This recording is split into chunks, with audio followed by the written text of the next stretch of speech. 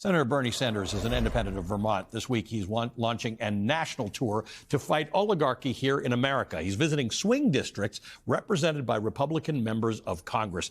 Senator, great to see you. Thank you for being with us. We've been talking about consumers and protections for Americans this whole show. You have been talking about the oligarchy and warning about the concentration of wealth and power long before it became stylish to do so. Given everything that you've been talking about for decades, what advice do you have to the rest of us who have woken up to this threat?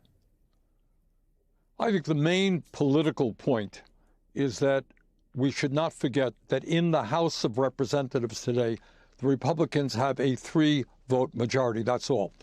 And if we could turn 2 Republicans around to vote no, for example, against massive tax breaks for billionaires, while they cut Medicaid and education and vitally important programs for working people, we can make a huge dent in the Trump agenda. So right now, what I am focusing on, Ali, is getting out to districts around the country where Republicans won by slim margins, inform the people there what's at stake, and urge them to have their members do the right thing and vote no on the so-called reconciliation bill.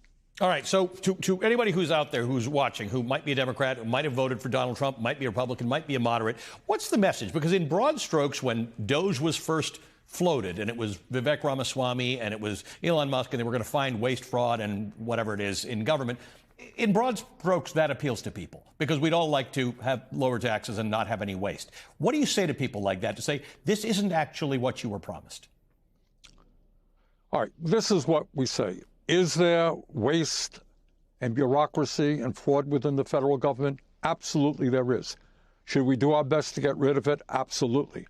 But number one, keep in mind what these guys really want to do when they go after Social Security, when they go after various federal programs. At the end of the day, Ali, not tomorrow, but at the end of the day, what they want to make the case to the American people, the whole government stinks. Social Security, Medicare, Medicaid, all of these programs that help you, they're terrible. And the way forward is to privatize them. You don't need a Veterans Administration.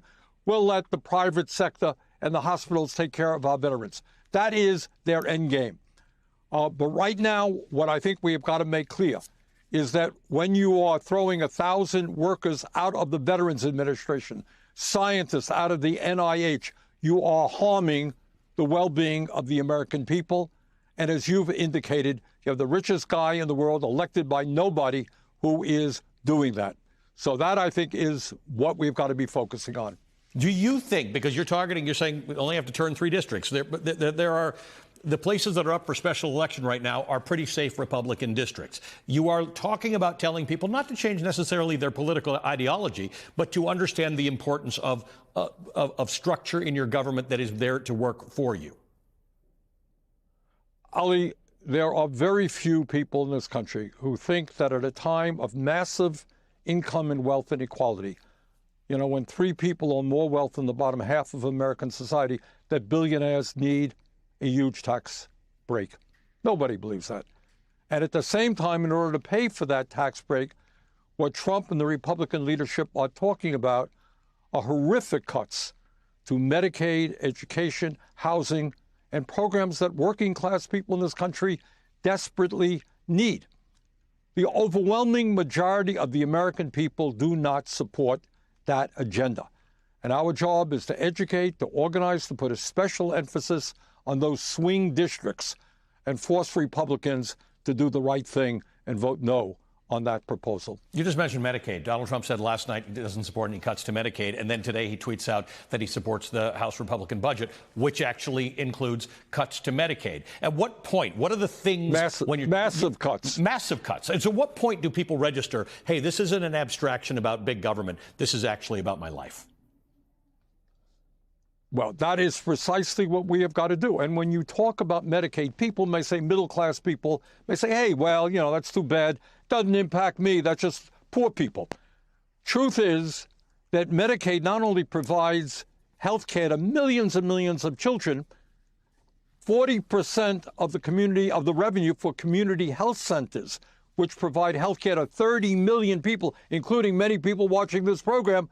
Guess what? You cut Medicaid, you're going to make it very difficult for community health centers to do their job.